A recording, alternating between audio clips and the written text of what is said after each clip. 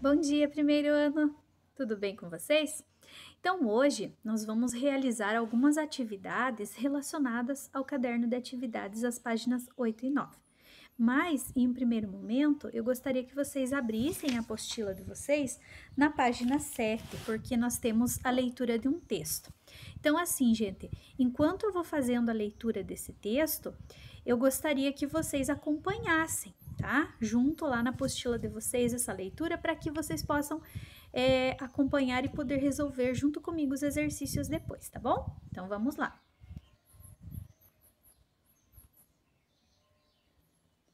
Então, gente, nós vamos iniciar a leitura desse texto que está lá na página 7, né? Então, lá na página 7, vocês têm o textinho. São dois textos, na verdade, né? Que é da questão 10. Então, acompanhem comigo lá. Jacó encontra-se com Raquel. Depois disse Labão a Jacó: Acaso, por seres meu parente, irás servir-me de graça? Dize-me, qual será o teu salário? Ora, Labão tinha duas filhas, Lia, a mais velha, e Raquel, a mais moça. Lia tinha olhos baços, porém Raquel era formosa, de porte e de semblante. Jacó amava Raquel e disse: 7 anos te servirei por tua filha mais moça, Raquel. Respondeu Labão: Melhor é que eu te dê em vez de dá-la a outro homem. Fica, pois, comigo. Assim, por amor a Raquel, serviu Jacó 7 anos. E estes lhe pareceram como poucos dias, pelo muito que a amava. Disse Jacó a Labão: Dá-me minha mulher, pois já venceu o prazo, para que me case com ela. Reuniu, pois, Labão todos os homens do lugar e deu um banquete. À noite, conduziu a Lia, sua filha, e a entregou a Jacó, e coabitaram. Ao amanhecer, viu que era Lia. Por isso disse Jacó a Labão: Que é isso que me fizeste? Não te servi por amor a Raquel? Por que, pois, me enganaste? Respondeu Labão: Não se faz assim em nossa terra. Dar-se a mais nova antes da primogênita. Decorrida a semana desta, dar-te-emos também a outra, pelo trabalho de mais 7 anos que ainda me servirás. Concordou Jacó, e se passou a semana desta. Então Labão lhe deu por mulher Raquel, sua filha, e coabitaram. Mas Jacó amava mais a Raquel do que a Lia, e continuou servindo a Labão por outros 7 anos. Então, nós temos nesse primeiro trecho, nós temos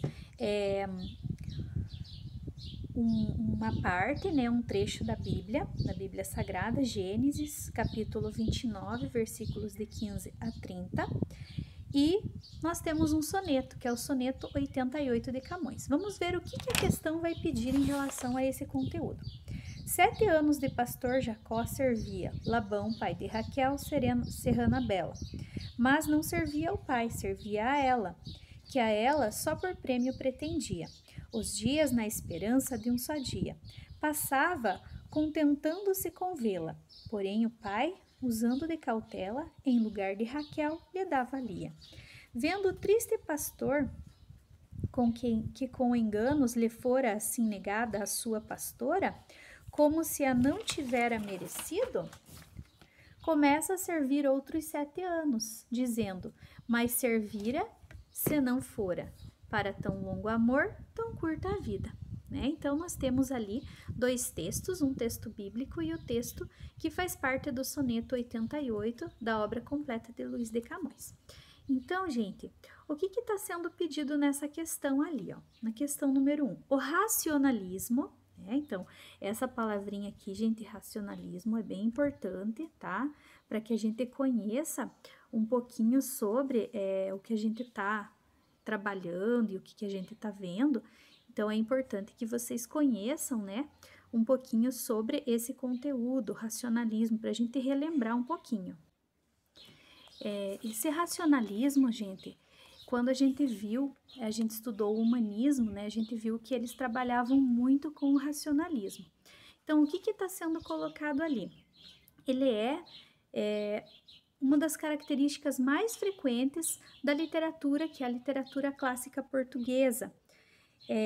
A logicidade do quinhentista repercutiu no rigor formal de seus escritores e também no culto à expressão de verdades eternas, sem que isso implicasse tolimento da liberdade, quer dizer, você cortar a liberdade imaginativa e poética. Com base nessas observações, releia os dois textos apresentados. Então, como a gente já leu, vocês leram em casa, né? Acompanharam também a leitura aqui comigo. Então, ele pede o quê? Para que você aponte um procedimento literário de Camões que comprove o rigor formal do classicismo. Gente, o que eu posso dizer em relação à obra de Camões? Por que ela é uma obra que tem esse procedimento literário relacionado ao rigor formal? É a formação do soneto. Então, a obra, ela é um soneto, né? Foi escrito em soneto, que são 2 quartetos e 2 tercetos. E também, ele representava um desafio. Desafio do quê? Um desafio diante das demais escolhas do poeta, né? Por quê? Porque naquela época estava iniciando-se a composição dos versos como soneto, né, com 14 sílabas poéticas, e também os versos sendo decassílabos, que foi uma coisa assim que o próprio Camões acabou trazendo para a literatura, certo? E também o esquema de rimas, né, gente? Então, isso faz com que o poema seja caracterizado de acordo com seu rigor formal. Tá bom? Então, a letra B, nós temos ali, ó, indique o dado da passagem bíblica que, por ter sido omitido por Camões, revela a prática da liberdade poética e confere maior carga sentimental ao seu modo de focalizar o mesmo episódio. Então, assim, gente, o que eu posso dizer para vocês? Que a carga dramática nesse poema, o que o Camões faz? Então, o Camões, ele acaba alterando a organização dos acontecimentos para que ele dê uma carga dramática maior para o texto, tá? Afirmando o quê? Afirmando que Jacó estaria servindo Labão por 7 anos antes mesmo de ter recebido Raquel. Então, ele acaba mudando um pouco essa carga dramática, alterando essa organização dos acontecimentos para dar ao texto uma carga dramática maior, tá? Aí, na questão 11, nós temos ali uma parte que fala sobre o poema épico Os Lusíadas, que também é um poema de Camões, né? A gente viu que o Camões, ele participou tanto da poesia, da parte lírica, né? A lírica camoniana e a épica camoniana. E nós temos ali um trecho da obra épica dos Lusíadas, que diz o seguinte: mas um velho de aspeito, venerando, que ficava nas praias entre a gente, postos em nós os olhos, maneando 3 vezes a cabeça descontente, a voz pesada um pouco a levantando, que nós no mar ouvimos claramente, com saber só de experiências feito. Tais palavras tirou do esperto peito. Ó glória de mandar, ó vã cobiça, desta variedade a quem chamamos fama, ó fraudulento gosto que se atiça, com uma aura popular que honra se chama. Que castigo tamanho e que justiça fazes no meu peito, vão que muito te ama. Que mortes, que perigos, que tormentas, que crueldades neles experimentas. Dura inquietação da alma e da vida, fonte de desamparos conhecida, de fazendas, de reinos e de impérios. Chamam-te ilustre, chamam-te subida, sendo digna de infames vitupérios. Chama-te fama e glória soberana, nomes com quem seu povo nécio engana. Então, aqui no finalzinho, né, nós temos a outra parte do poeminha ali. Então, gente, ele pergunta o seguinte, ó: os versos de Camões foram retirados da passagem conhecida como o Velho do Restelo. Nela, o velho, ele faz o quê? Ele abençoa os marinheiros portugueses que vão atravessar os mares à procura de uma vida melhor. Ele critica as navegações portuguesas por considerar que elas se baseiam na cobiça e na busca da fama. Ele se emociona com a saída dos portugueses que vão atravessar os mares, ele destrata os marinheiros ou ele adverte os marinheiros? Gente, nós já conversamos sobre esse episódio, então provavelmente vocês vão, antes de eu falar a resposta certa para vocês aqui, vocês já vão ter acertado.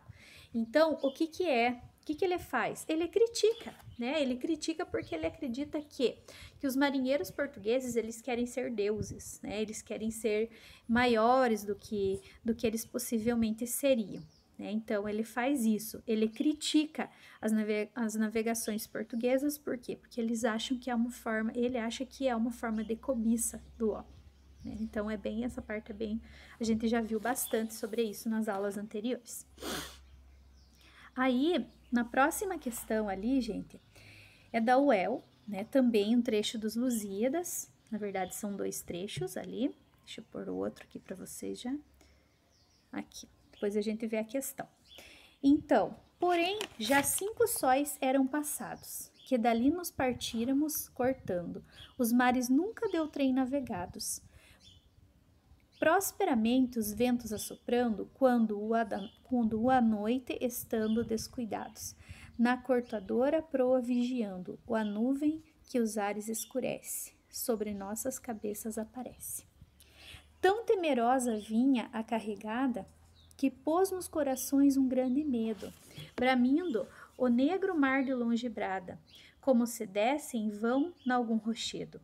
Ó, protestade, disse sublimada, que ameaço divino ou que segredo este clima e este mar nos apresenta, que maior causa parece que tormenta? Então, nós temos esse trecho, né, que foi um trecho que foi tirado da obra Os Lusíadas também, de Camões, e nós temos uma questão que diz respeito a esse textinho, que é a seguinte, ó. Há na passagem selecionada o registro de mudança de cenário, quando o cenário troca, quando o cenário muda. Trata-se do prenúncio de agouros a serem efetivados. O que seria esse prenúncio de agouros? Quando eles estão prevendo coisas ruins que vão acontecer durante a viagem, tá? Então, aonde que a gente vê isso, em que parte, quem fala? Na verdade, nós também já estudamos essa parte relacionada aos Lusíadas e a gente viu que uma das partes mais importantes, ela também diz respeito ao gigante Adamastor. Então, o que o gigante fez? O gigante, ele ficou irritado, ele estava irritado com o atrevimento do povo português, por quê? Por estar navegando por seus mares, né? Então, nós temos ali como resposta correta a letra D. Por que a letra E não é? Ali quando ele fala, por exemplo, que ele ficou maravilhado com a tecnologia náutica dos portugueses. Não, né, gente? Ele ficou irado, irritado, nervoso, né? O velho do Restelo, a gente sabe que não é, Mouros também não, e velho do Restelo ali também não. Então, é a letra D, tá? Daí, gente, na questão número 13, que vocês têm lá na página 9, nós temos o seguinte, ó. Nos 4 últimos versos da estrofe do número 38, fazem-se pertencentes à palavra. Da temerosa carregada nuvem que surgiria repentinamente no céu, do negro mar que batia no rochedo, irritado com as conquistas portuguesas, de Baco, deus protetor dos mouros, de Paulo da Gama, pertencente entre os tripulantes da chefiada por seu irmão, ou de Vasco da Gama, que era um herói português a liderar embarcações rumo às Índias, né? Então, qual questão, gente, que nós podemos dizer que está relacionada a essas palavras que foram vistas ali, que eu li para vocês? É a letra E, né? Por quê? Porque o Vasco da Gama, ele era o responsável pelas viagens marítimas em busca de novos mundos, principalmente em busca das Américas, né? Então, a gente já sabe, então, não é a nuvem que fala, não é o mar que fala, não é Baco, que é deus do vinho, que não tem nada a ver, né? Também protetor dos mouros, que ele fala ali, e Paulo da Gama. Então, a resposta certa é a letra E. Na questão 14, nós temos ali, ó, sobre a referência a corações, é correto afirmar. Vamos ver a 14, que está ali na mesma página, na página 9, né? Então, ele diz assim, ó. Trata-se de uma ameaça às aventuras sentimentais dos marinheiros? É claro que não, né, gente? Porque eles estavam ali em prol de algo muito maior, né? Então, essa parte de sentimental ali não existe.